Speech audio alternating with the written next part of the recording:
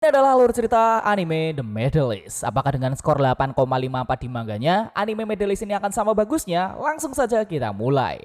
Cerita dibuka dengan adanya seorang anak kecil yang sedang menonton pertunjukan ice skating, lebih tepatnya figure skating atau seluncur indah. Anak ini sangat terkagum dengan ice skater yang berusia masih sangat muda tapi terlihat sangat berbakat. Dan hal ini menginspirasi si anak kecil ini. Kita lalu melihat seorang pemuda yang sedang berseluncur. Dia bernama Tsukasa Akeuraji, yang tiba-tiba ditabrak anak kecil. Dia mau marah tapi nggak bisa, tapi wajahnya yang menyeramkan malah membuat anak kecil ini ketakutan. Tsukasa mengira umur anak-anak ini sekitar 5 tahun dan dia sedikit menyesal seandainya dia sudah memulai ice skating sejak umur 5 tahun, sekarang dia pasti sudah menjadi ice skater yang sukses. Karena dia baru mulai ketika umur 14 tahun saat masih SMP.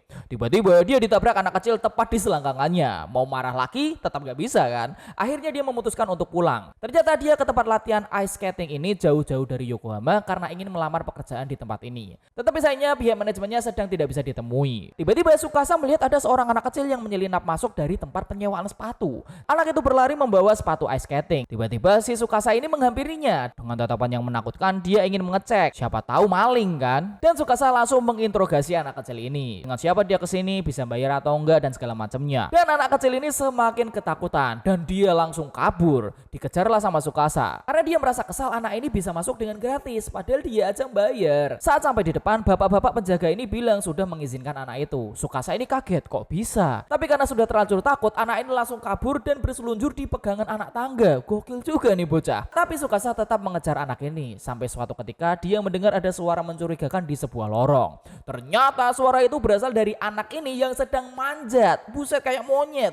Karena pijakan yang rapuh, anak ini jatuh ke bawah. Untungnya Tsukasa berhasil menangkapnya. Tapi dengan wajahnya. Saat Tsukasa terbangun, dia sedang disiram minuman oleh si anak ini. Karena dia ketakutan Tsukasa akan mati. Aneh banget. Lalu di sebuah taman, Tsukasa menginterogasi anak ini yang beralasan bahwa dia masuk ke tempat skating tidak gratis. Tapi dia membayar bapak-bapak resepsionis tadi dengan cacing untuk pakan burung nih kayaknya.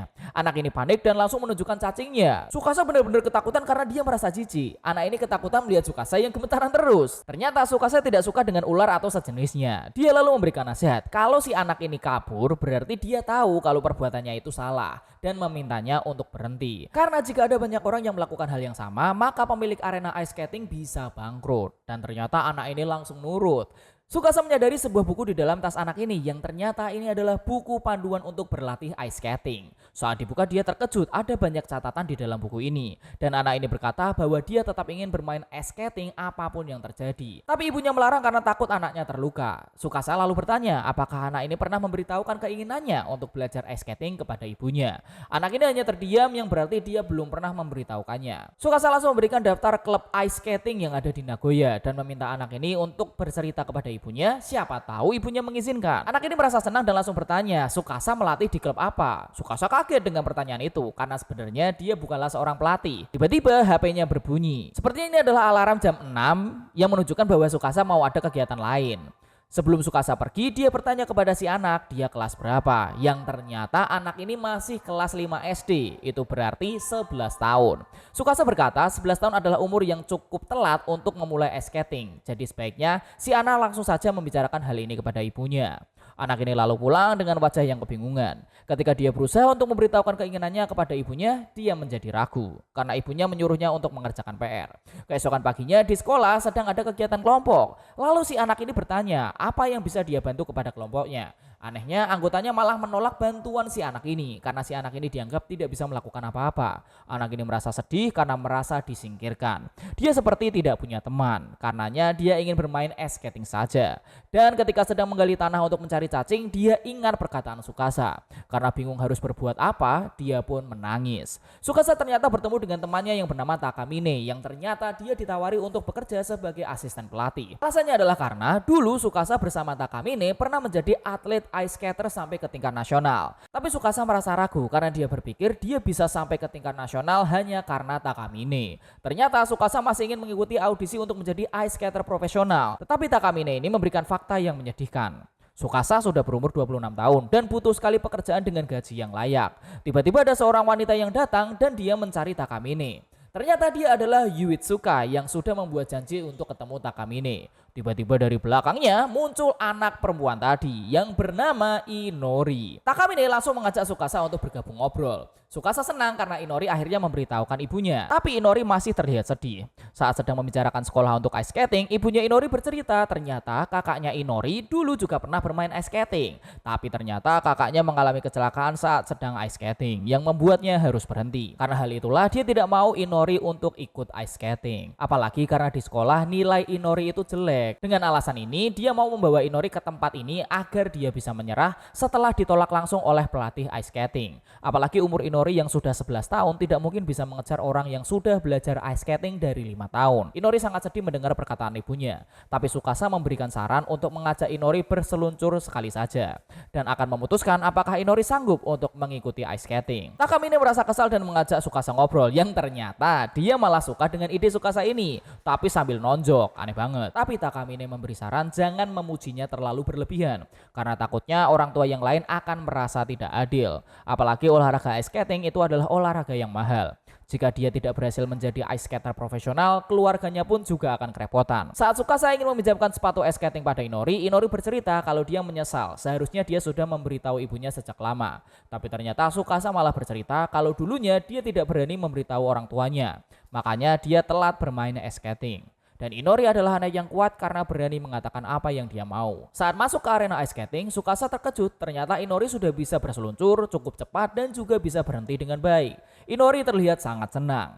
Tanpa sadar, Tsukasa malah memuji Inori yang membuat ibunya curiga kalau ini adalah trik agar Inori masuk ke dalam klubnya. Tsukasa yang merasa canggung langsung meminta Inori untuk mempraktekkan berbagai teknik yang aku sebenarnya juga baru tahu nama-namanya ya. Swizzle, T-top, Snake, Overcross, dan lain-lain. Tsukasa sangat senang dengan bakat Inori. Bahkan ibunya juga terkejut sejak kapan Inori bisa berseluncur. Tsukasa sadar bahwa Inori bisa selincah itu dan tidak takut jatuh karena dia ingin bermain ice skating. Tsukasa langsung ingin mengajari bagaimana cara berseluncur yang indah. Setelah dijelaskan cara-caranya, yang jujur aku juga sama sekali nggak ngerti, Inori merasa gugup dan tidak bisa langsung menguasai gerakan ini. Bahkan dia sampai terjatuh dan merasa depresi. Tapi Tsukasa terus menyemangati Inori karena ice skating memang olahraga yang tidak mudah. Itu yang perlahan membuat Inori mulai bisa meluncur dan Tsukasa mulai merasa senang sebagai pelatih. Ibunya Inori juga semakin kagum dan memuji Inori. Inori langsung menghampiri ibunya dan ingin dipuji lagi. Tapi sayangnya meskipun Inori diakui kemampuannya, dia tetap tidak mendapatkan izin dari ibunya. Dia tidak ingin Inori seperti kakaknya yang sampai tidak pernah bermain hanya untuk bermain ice skating sejak umur 5 tahun. Tapi tetap saja gagal. Ya memang wajar sih kalau sebagai orang tua ya.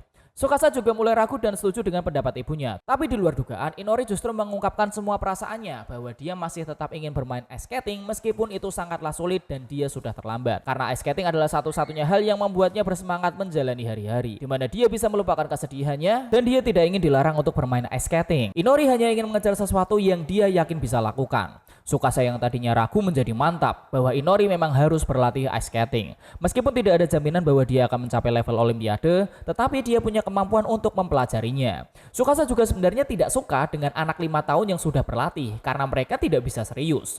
Di sini Tsukasa yang paling mengerti perasaannya Inori dan dia bersedia untuk menjadi pelatih Inori, apalagi karena Inori memiliki kekuatan, tekad, dan ambisi untuk menjadi ice skater profesional. Dan dia akan membawa Inori bertanding di kejuaraan nasional Jepang. Akhirnya si ibu mengizinkan Inori untuk ikut ice skating meskipun dengan wajah ketakutan. Agak anti klimaks ya, tapi ya udahlah.